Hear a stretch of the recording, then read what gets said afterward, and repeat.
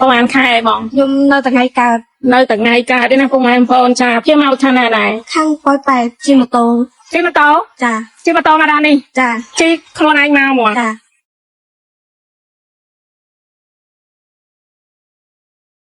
ខ្ញុំមកចង់បានសក្រៀមទេចង់បានសន្តិភាព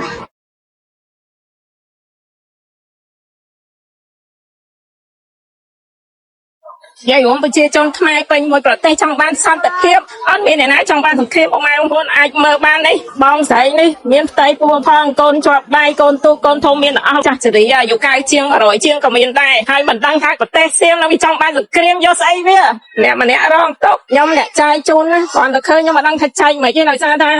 ជនរងគ្រោះវាច្រើនពេកនិយាយរួមច្រើនសឹងតែថាយើងអត់ដឹងថាចាយពីណាទៅណាខ្ញុំកូន4 5តែក្នុងពោះ5ទាំងក្នុងតែប្តីខ្ញុំទៅហ៊ានជួមកលើភាសាតំនួនខ្ញុំអត់មានអីវីដេអូមួយនេះគ្រាន់តែចង់ឲ្យប្រទេសផ្សេងដឹងថាប្រជាជនត្រូវការតែមួយគត់គឺសន្តិភាពបងកងទ័ពឲ្យបងកូនច្រើនខ្ញុំជូនបង20ម៉ឺនណាបងណាចាំអរចិនបងជូនបងថាវាដល់តែខ្លួននឹងចាបើសិនជាអាចដោយសារថាវគ្គនេះធ្ងន់ជាងវគ្គមុន5ដងទៅ10ដងហើយខ្ញុំអត់ច្បាស់គាត់ថាធ្ងន់ជាងវគ្គមុនអញ្ចឹងចង់ឲ្យបងប្អូនចូលរួមតាមរយៈខ្ញុំមកយើងច្រើនជាងនឹងទៀតដើម្បីខ្ញុំបានមកជួយគាត់ទៅច្រើនព្រោះឲ្យយើងជួយឥឡូវបានតែមួយពេលទេហើយឥឡូវនេះគឺនៅក្នុងសង្គ្រាមឡើយហើយមិនដឹងថាថ្ងៃណាចប់សង្គ្រាមទេហើយពួកគាត់ក៏អត់អាចប្រកបមុខរបរអីបានដែរខ្ញុំមកចែកណយម្ដងអាណោចធំជាងគេគឺពេលភាសឹងនឹងហ្មងឃើញប្រជាជនជាពិសេសស្ត្រីដែលគាត់មានផ្ទៃពោះហើយទៅសាយខ្ចីដោយបងស្រីអញ្ចឹងប្រហែលខែបងខ្ញុំនៅតែថ្ងៃកើតនៅតែថ្ងៃកើតទេណាពុកម៉ែបងប្អូនចាខ្ញុំមកថាណាដែរខាងปอยไปជិះមកដែរអូនជីម៉ូតូជិះម៉ូតូចាជិះម៉ូតូមកដល់នេះចាងាប់ហើយជិះខ្លួនឯងមកហ្មងជីមកមួយប្តីអូប្តីដឹកមកភូមិធំប៉ុន្តែជិះឆ្ងាយปอยไปឆ្ងាយគួរសមចង់និយាយថាខ្ញុំអត់ចង់បានសក្រៀមទេចង់បានសន្តិភាពយាយរួមប្រជាជនខ្មែរពេញមួយប្រទេសចង់បានសន្តិភាពអត់មានអ្នកណាចង់បានសង្គ្រាមបងប្អូនអាចមើលបាននេះបងស្រីនេះមានផ្ទៃពោះផងកូនជាប់ដៃកូនទូកូនធំមានអស់ចាស់សេរីអាយុកាយជាង100ជាងក៏មានដែរហើយមិនដឹងថាប្រទេសសៀមនៅវាចង់បានសង្គ្រាមយកស្អីវាអ្នកម្នាក់រងទុកខ្ញុំអ្នកចាយជូនណាគ្រាន់តែឃើញខ្ញុំមិនដឹងថាចែកមិនទេដោយសារថា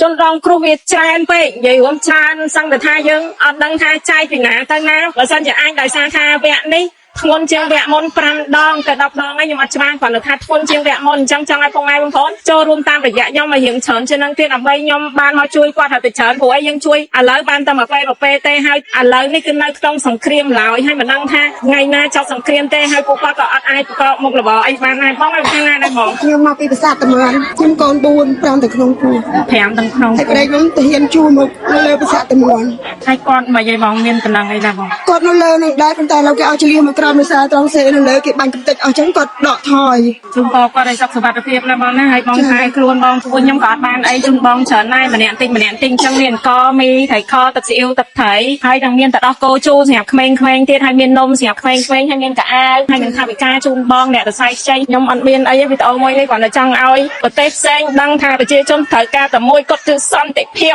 ចង់បានសន្តិភាពក៏អត់ចង់បានអីទេប្រជាជនគាត់200គ្រួសារជាងអញ្ចឹងខ្ញុំចាត់ចែងឲ្យមេភូមិគាត់ចាត់ចែងខ្ញុំជូនលុយបន្ថែមឯងហើយចាំខ្ញុំជូនលុយបងអាចយកបានពីមេភូមិបានអញ្ចឹងណាបងកងទ័ពឲ្យបងកូនច្រើនខ្ញុំជូនបង20ម៉ឺនណាបងណាចាំអរចិនបងជូនបងតាមទៀតណាបងតែខ្លួនហ្នឹងចាបងជូនអ្នកតិចណាបងណា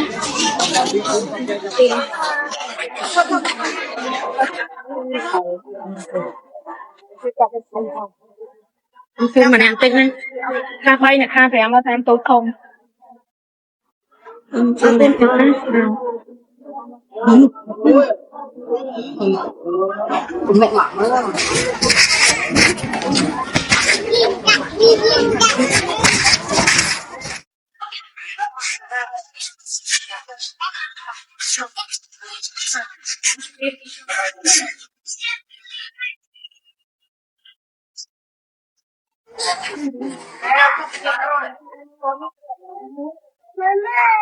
សូម្បីតែបរិសម្នាក់នេះជាជនជាតិបរទេសក៏ឈឺចាប់ចំពោះចៅសៀមតែងតែវាយប្រហារចង់បានទឹកដីកម្ពុជារបស់យើងជាពិសេសរូបគាត់ឈឺចាប់យ៉ាងខ្លាំងពេលបានឃើញទស្សនវិជ្ជាប្រជាពលរដ្ឋភៀសសឹកយើងមានការលំបាកដោយត្រូវជំលិះខ្លួនពីផ្ទះសម្បែងខ្លួនមករស់នៅហាខ្យល់ក្នុងតង់បែបនេះបន្ថែមពីនេះទៅទៀតរូបគាត់សូមឲ្យក្រុមហ៊ុន Boostrong បន្តការជួយបែបនេះរហូត ដោយសារពេលឃើញប្រជាជនខ្ញុំចង់ជួយកាន់តែច្រើនដោយសារពេលឃើញប្រជាជនមានការលំបាកចឹងខ្ញុំក៏ជួយចាប់ដែរខ្ញុំមានបេះដូងខ្មែរដូចគ្នាខ្ញុំនៅខ្មែរ10ឆ្នាំហើយបាទ10ឆ្នាំហើយហើយខ្ញុំឈឺខ្លាំងមែនតើពេលឃើញចៅសៀមកុហករហូតចឹងហើយលួចដៃខ្មែរធ្វើឲ្យខ្មែរឈឺមានខ្មែរស្លាប់ដែរខ្ញុំទ្រាំអត់បានទេមានតែឲ្យកម្លាំងចិត្តខ្ញុំហើយធ្វើកាន់តែច្រើនខ្ញុំអត់ធ្វើច្រើនទេខ្ញុំគាត់ថាអត់ធ្វើច្រើនទេបើសិនប្រៀបធៀបជាមួយទេហ៊ានជួមុខទេចឹងយើងជួយក្រោយបាទចឹងមានតែផ្ដោតកម្លាំងចិត្តបាទខ្ញុំសប្បាយចិត្តមែនតើពេលឃើញក្រុមហ៊ុន Boostrong គឺជាក្រុមហ៊ុនធំបានរៀបចំកម្មវិធីចឹងមានន័យច្រើនមែនតើដោយសារធ្វើឲ្យជនពិសេសដែលមានការលំបាកមានអារម្មណ៍បាទញ៉ាំម្ហូបឆ្ងាញ់ៗហើយមានអារម្មណ៍កក់ក្ដៅអាហ្នឹងសំខាន់ឲ្យទុចិត្តតិចដោយសារពេលហ្នឹងមានតែការលំបាកគិតច្រើនហើយមានតែឈឺកាន់តែ stress កាន់តែចឹងពេលរៀបចំកម្មវិធីចឹងឲ្យកម្លាំងចិត្តតិចហើយទៅមុខទៀតបាទទៅមុខទៀតបងណាជំរាបសួរប្រិយមិត្តរបស់ CNU ទាំងអស់គ្នាបាទនេះវេលាម៉ោង 8:50 នាទីបាទត្រូវនៅថ្ងៃទី12ខែធ្នូឆ្នាំ2025នេះផ្ទាល់តែម្ដងដែលគណៈពេលនេះបាទក្រុមហ៊ុន Boostrong រៀបចំនៅអាហារជូនទៅដល់បាទប្រជាពលរដ្ឋដែលភៀសសឹកទៀតហើយនៅថ្ងៃនេះលើកនេះមកខេត្តសៀមរាបផ្ទាល់តែម្ដងបងប្អូនបាទហើយយើងឃើញនេះជាទស្សនវិជ្ជាដែលបងប្អូនជាជនភៀសសឹកហ្នឹងគាត់មកជួយគ្នាយ៉ាងសស្រាក់ស្រាំក្នុងការធ្វើម្ហូបបាទម្នាក់ម្ដាយមួយជើងដើម្បីបាទផ្គត់ផ្គង់ជូនទៅដល់បងប្អូនដែលជាជនភៀសសឹកនៅក្នុងវត្តមួយកន្លែងតំបន់សុវត្ថិភាពហ្នឹងនៅក្នុងទឹកដីខេត្តសៀមរាបបងប្អូនឃើញទស្សនវិជ្ជាដែលបងប្អូនដែលនឹងធ្វើការបាទសហការគ្នាជាមួយនឹងក្រុមហ៊ុន Boostrong យ៉ាងសស្រាក់សស្រាំមែនតើក្នុងការជួយបាទធ្វើម្ហូបគ្នាដើម្បីឲ្យបានម្ហូបឈ្ងុយឆ្ងាញ់ជូនទៅដល់បងប្អូនដែលជាអ្នករស់នៅក្នុងតំបន់ភៀសសិតបាទតំបន់សុវត្ថិភាពនៅក្នុងបាទវត្តមួយកន្លែងក្នុងខេត្តសៀមរាបនេះតតែម្ដងហើយឥឡូវបងប្អូនចង់ដឹងបាទទស្សនវិជ្ជាលម្អិតព័ត៌មានយ៉ាងណាមកតាមដានជាមួយនឹងខ្ញុំបាទដូចតទៅបងប្អូនជំរាបសួរបងបាទជំរាបសួរបងយល់យ៉ាងមិនដែរថ្ងៃនេះអញ្ជើញមកដល់ខេត្តសៀមរាបតតែម្ដងបាទឃើញប្រជាជនកម្ពុជាយើងឃើញពួកគាត់សប្បាយចិត្តនៅក្នុងការមកទទួលអាហារពីក្រុមហ៊ុន Boostrong បាទរំភើបចិត្តមែនតើអ្នកនរគ្នាខ្ញុំគិតថា Boostrong បានរៀបចំកម្មវិធីនេះល្អមែនតើដោយសារឃើញការលំបាកដូចជាពី3ថ្ងៃហ្នឹងជិះចាប់មែនតើដោយសារចៅសៀមចង់លួចទឹកដីខ្មែរបាទទឹកដីខ្មែរហើយពេលរៀបចំកម្មវិធីហ្នឹងធ្វើឲ្យជនពិសេសមានអារម្មណ៍កក់ក្ដៅតិចបាទអញ្ចឹងហើយបងហានថាយើងចេះសាមគ្គីគ្នាទេអញ្ចឹងរំភើបខ្លាំងមែនតើបងពេលដែលបងមកនេះអញ្ជើញមកប្រហែលអ្នកដែរដូចជា4នាក់បាទខ្ញុំឃើញប្រជាពលរដ្ឋគ្រប់ត្រសាទរបងមែនតើមានការថតរូបអនុស្សាវរីយ៍ជាមួយបងបាទបងធ្វើអំពើល្អពីមុនកន្លងមកគេស្គាល់បងច្រើនបាទមូលហេតុអ្វីបានជាបងធម្មជាតិកម្ពុជាយើងមិនខ្ញុំស្រឡាញ់កម្ពុជាបាទដោយសារពេលឃើញប្រជាជនខ្ញុំចង់ជួយកាន់តែច្រើនដោយសារពេលឃើញប្រជាជនមានការលំបាកចឹងខ្ញុំក៏ជួយចាប់ដែរខ្ញុំមានបេះដូងខ្មែរដូចគ្នាខ្ញុំនៅខ្មែរ10ឆ្នាំហើយបាទ10ឆ្នាំហើយហើយខ្ញុំឈឺខ្លាំងមែនតើពេលឃើញចៅសៀមកុហករហូតចឹងហើយលួចដៃខ្មែរធ្វើឲ្យខ្មែរឈឺមានខ្មែរស្លាប់ដែរខ្ញុំទ្រាំអត់បានទេមានតែឲ្យកម្លាំងចិត្តខ្ញុំហើយធ្វើកាន់តែច្រើនខ្ញុំអត់ធ្វើច្រើនទេខ្ញុំគាត់ថាអត់ធ្វើច្រើនទេបើសិនប្រៀបធៀបជាមួយទេហ៊ានជួមុខទេចឹងយើងជួយក្រោយបាទចឹងមានតែផ្ដោតកម្លាំងចិត្តប បាទ ចាមែនតើបងសូមជុំអរគុណបងជាបាទទោះបីបងជាជនជាតិបរទេសក៏បងមានការស្រឡាញ់កម្ពុជាយើងហើយមានឃើញការទស្សនវិជ្ជាពីចៅសៀមនឹងការបន្តការឈ្លានពានវាយបាញ់ប្រហារមកលើកម្ពុជាយើងមុនរហូតហើយដល់ពេលអញ្ចឹងបងគឺឈឺចាប់ខ្លោចផ្សានៅក្នុងការគាត់ជួយមានការបាញ់ប្រហារមកកម្ពុជាយើងហើយថ្ងៃនេះក្រុមហ៊ុនមូស្លក៏មានការរៀបចំម្ហូបអាហារជូនទៅដល់ប្រជាពលរដ្ឋយើងភាគសឹកតើបងសប្បាយចិត្តទេដែលយកឃើញយ៉ាងម៉េចដែរដែលក្រុមហ៊ុនតែងតែមានការជួយតាំងពីសង្គ្រាមរហូតមកដល់បច្ចុប្បន្ននេះ បាទខ្ញុំសប្បាយចិត្តមែនទែនពេលឃើញក្រុមហ៊ុន Boostrong គឺជាក្រុមហ៊ុនធំបានរៀបចំកម្មវិធីចឹងមានន័យច្រើនមែនទែនដោយសារធ្វើឲ្យជនពិសេសដែលមានការលំបាកមានអារម្មណ៍បាទញ៉ាំម្ហូបឆ្ងាញ់ៗហើយមានអារម្មណ៍កក់ក្ដៅអាហ្នឹងសំខាន់ឲ្យទូចិត្តតិចដោយសារពេលហ្នឹងមានតែការលំបាកគិតច្រើនហើយមានតែជួយកាន់តែ stress កាន់តែចឹងពេលរៀបចំកម្មវិធីចឹងឲ្យកម្លាំងចិត្តតិចហើយទៅមុខទៀតបាទទៅមុខទៀតបងណា បាទស៊ូអ្នកនរគ្នាណាជាចុងក្រោយបងមានអ្វីជូនពរដល់ពុកម៉ែបងប្អូនប្រជាពលរដ្ឋយើងតែគាត់បានភៀសសឹកពីតំបន់គ្រោះថ្នាក់មកដល់តំបន់សុវត្ថិភាពនេះបាទខ្ញុំសូមជូនពរអ្នកទាំងគ្នាមានសុខសុវត្ថិភាពហើយធ្វើតែខំកស៊ូបើសិនមាន Facebook ធ្វើវីដេអូបានផ្សព្វផ្សាយកាន់តែច្រើនថាខ្មែរអត់ចង់តែសន្តិភាពទេចង់បានតែសង្ឃភាពទេអត់ចង់មានសង្គ្រាមទេបាទធ្វើផ្សព្វផ្សាយកាន់តែច្រើនដោយសារពូសៀមផ្សព្វផ្សាយខ្លាំងមែនទែនហើយគេខុសច្រើនអញ្ចឹងត្រូវខំអ្នកទាំងគ្នាបាទបងមានអ្វីជូនពរឲ្យក្រុមហ៊ុន Boostrong ទេនៅបន្តការជួយទៅដល់ប្រជាពលរដ្ឋយើងក៏ដូចជាវិរៈកងទ័ពជួរមុខមិនថាបាទជួរក្រោយយើងមិនភ្លេចជួរមុខទេបាទអរគុណដល់ក្រុមហ៊ុន Boostrong ដែលនៅតែបន្តជួយមានមែនតាំងពីដំបូងជួយបាទរហូតដល់នេះ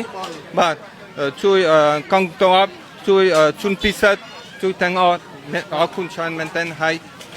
អានឹងសំខាន់បើសិនយើងបង្ហាញយើងចេះសម័យគ្នាយើងឈ្នះអត់មានសុទ្ធឡើយទេបាទអរគុណច្រើនមកមុននឹងជំរាបលាខ្ញុំសូមអរគុណ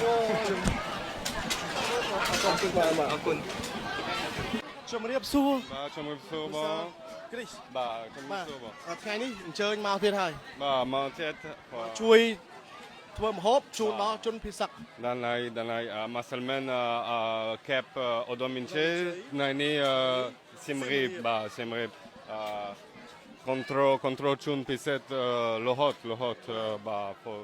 somto nyom che anglais ba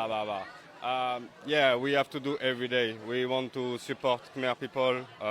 who need us so yesterday we already give a meal for refugee in Odominche today here in Siem Reap and tomorrow another plane, another refugee camp and yeah we still here to support our Khmer people and to help our Khmer people and yeah once again what I want to say is Khmer only wants peace and deserve this peace really bad. Thank you.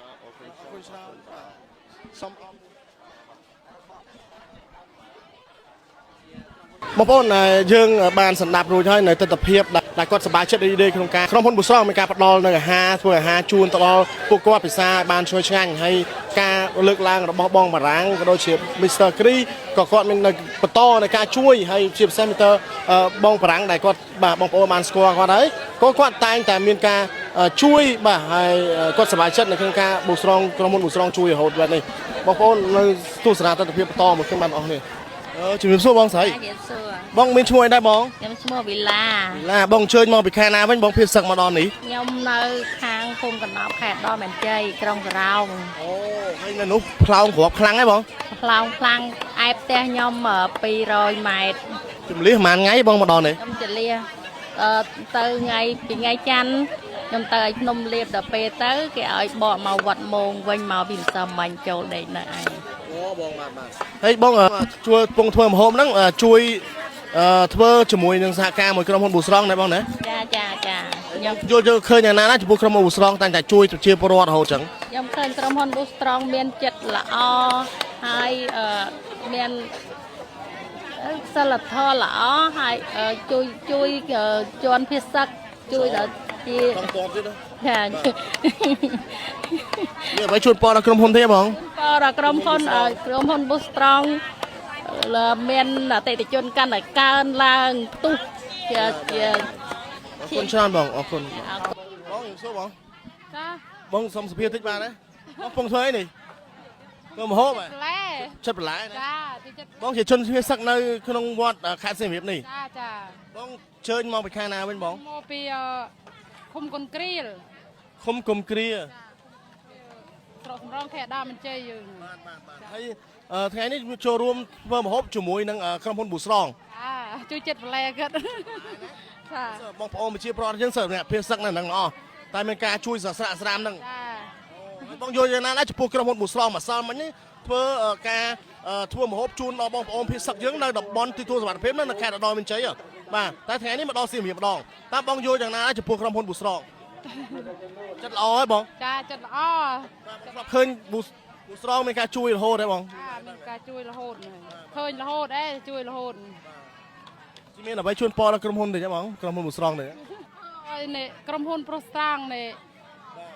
រស់ស៊ីមានបានសុខភាពល្អបានជួយប្រជាជនយើងកំពុងតែជួបចាកំពុងតែមានការចាំបាច់ខ្វះខាតកំពុងតែមានការភ័យខ្លាចយ៉ាងខ្លាំង បងអរគុណបាទ ចាអរគុណច្រើន ខ្ញុំឈឺចាប់ខ្លាំងមែនតើហើយខ្ញុំខឹងដែរខ្ញុំខឹងសៀមដោយសារគេផ្សព្វផ្សាយគេថាអ្នកចង់បានសង្គ្រាមគឺជាខ្មែរតែជីខមែនតើជីខហមែនតើដោយសារខ្មែរចង់តែសន្តិភាពទេអត់ចង់សង្គ្រាមទេហើយអ្នកចាប់ដើមគឺជាសៀម ជំសួរបងបារាំង បាទជំរាបសួរ បាទសុខសប្បាយបង បាទសុខសប្បាយ បាទថ្ងៃនេះអារម្មណ៍រត់តែសប្បាយចិត្តទេនៅពេលដែលបានចូលរួមជាមួយក្រុមហ៊ុន Boost Strong ចែកម្ហូបអាហារជូនដល់ជនភៀសសឹក បាទសប្បាយចិត្តមែនតើហើយរំភើបខ្លាំងមែនតើពេលឃើញជនពិសេសជុំគ្នាចឹងខ្ញុំដឹងការពិបាកមែនតើសម្រាប់ជនពិសេសបានចេញពីព្រំដែនតែពេល Boost Strong រៀបចំកម្មវិធីហ្នឹងមានអារម្មណ៍ខកក្តៅដែរដោយសារយើងញ៉ាំជាមួយគ្នាធ្វើឲ្យធូរចិត្តតិចដែរបាទបាទ បងបារាំងមានភាពឈឺចាប់យ៉ាងណាខ្លះនៅពេលដែលប្រទេសជិតខាងរបស់កម្ពុជាជាពិសេសគឺប្រទេសសៀមតែម្ដងតែងតែធ្វើការឈ្លានពានបាទទោះជាមានកិច្ចព្រមព្រៀងសន្តិភាពយ៉ាងណានៅតែឈ្លានពានទឹកដីយើងនេះ បាទខ្ញុំឈឺចាប់ខ្លាំងមែនតើហើយខ្ញុំខឹងដែរខ្ញុំខឹងសៀមដោយសារគេផ្សព្វផ្សាយគេថាអ្នកចង់បានសង្គ្រាមគឺជាខ្មែរតែជីខមែនតើជីខហមែនតើដោយសារខ្មែរចង់តែសន្តិភាពទេអត់ចង់សង្គ្រាមទេហើយអ្នកចាប់ដើមគឺជាសៀមហើយរាល់ដងអ្នកចង់ឈប់សង្គ្រាមគឺជាខ្មែរចឹងមិនខ្មែរចាប់ដើមសង្គ្រាមបើមិនចង់ឈប់មុនគេអត់ទេចឹងបាទប្រជាជាតិតែខ្មែរទេហើយខ្ញុំសូមប្រជាជនខ្មែរនិងបរទេសឬនៅខ្មែរផ្សព្វផ្សាយជាភាសាអង់គ្លេសបារាំងគ្រប់ភាសាឲ្យប្រាប់ថាខ្មែរកាពិតប្រាប់ថាតែកាពិតគឺជាចៅសៀមចង់បានលួចទឹកដីខ្មែរទេ ខ្មែរយើងចង់បានសន្តិភាព តែសន្តិភាពទេបាទ មិនចង់បានសង្គ្រាមទេចង់មានសង្គ្រាមទេ បាទចង់បានតែសន្តិភាពទេបាទ អញ្ចឹងសម្រាប់បងបារាំងផ្ទាល់មានពាក្យអីជូនពរដល់វរៈកងទ័ពជួរមុខនៅរបស់កម្ពុជាក៏ដូចជាបងប្អូនជនភៀសសឹកឲ្យមានសុវត្ថិភាពនិងសុខសប្បាយទាំងអស់គ្នា បាទជនពិសេសនៅមុខគេនៅមុខយើងនៅជួរក្រោយអញ្ចឹងមានតែផ្ដល់កម្លាំងចិត្តទេហើយខ្ញុំសូមជូនវារកងទ័ពជួរមុខជួបតែមានតែសុខសុវត្ថិភាពទាំងអស់គ្នាហើយយើងនៅក្រោយយើងខំអបពីសមត្ថភាពយើងឲ្យធ្វើឲ្យគេមានកម្លាំងចិត្តបាទ បាទ ចាំមែនតើបងបារាំងបាទទោះជាគាត់ជនជាតិបរទេសក៏ពិតមែនតែគាត់ស្រឡាញ់ប្រជាពលរដ្ឋខ្មែរដោយស្រឡាញ់ជនជាតិរបស់គាត់ចឹងគាត់លើកទឹកចិត្តនិងគាំទ្រកម្ពុជារហូតមកបាទគាត់មានការខឹងសម្បាខ្លាំងមែនតើទៅលើប្រទេសសៀមដែលចូលចិត្តធ្វើការឈ្លានពានក៏ដូចជាយោធាសៀមចូលចិត្តធ្វើការឈ្លានពានទឹកដីកម្ពុជារបស់យើងនេះបាទគោរពអរគុណបងមែនតើបាទ control chun piset lohot ba for somto nyom che angle ba yeah we have to do every day we want to support Khmer people who need us so yesterday we already give a meal for refugee in Odominche today here in Siem Reap and tomorrow another plane another refugee camp and yeah we still here to support our Khmer people and to help our Khmer people. And yeah, once again, what I want to say is Khmer only wants peace and deserve this peace really bad. Thank you បាទអរគុណ អរគុណច្រើនបាទនេះគឺជាទឹកចិត្តរបស់បងបារាំងបាទដែលជាក្រុមហ៊ុន Boostrong បាទសូមអរគុណដែរបងអរគុណច្រើនបាទដែលបានជួយដល់ប្រជាពលរដ្ឋខ្មែរបាទបញ្ជាក់អរគុណទឹកចិត្តដល់បងបារាំងខ្លាំងមែនទែនបាទបងប្អូនបាទគឺជាប្រធានរោងចក្រក្រុមហ៊ុន Boostrong គឺឥឡូវនេះចំណាយថវិកា200លានរៀលទៀតហើយដើម្បីធ្វើម្ហូបអាហារចែកជូនដល់បងប្អូនជនភាគឹកគ្រប់តំបន់តែម្ដងឲ្យតែមានបងប្អូនជនភាគឹកនៅតំបន់ណាដែលកំពុងជួបការខ្វះខាតគឺក្រុមហ៊ុន Boostrong ចោះទៅដល់ទីតាំងនោះផ្ទាល់តែម្ដងបាទមិនរួចរាទេបងប្អូនបាទនេះគឺជាទង្វើដ៏សប្បុរសធម៌មួយសម្រាប់ខ្មែរស្រឡាញ់ខ្មែរមានបេះដូងខ្មែរជួយខ្មែររហូតស្របពេលដែលកលៈទេសៈកំពុងតែជួបការលំបាកនេះបាទបញ្ជាក់អរគុណមែនទែន